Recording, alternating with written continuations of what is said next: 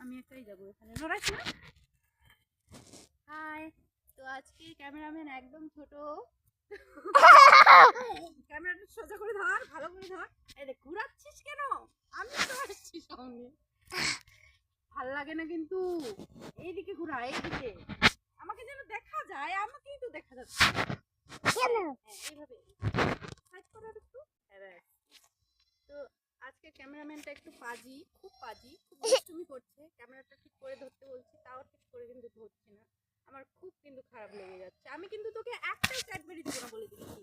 এই যে ছোট করে দিলি কেন? থাক, ওইভাবেই থাক, হাত দিস না।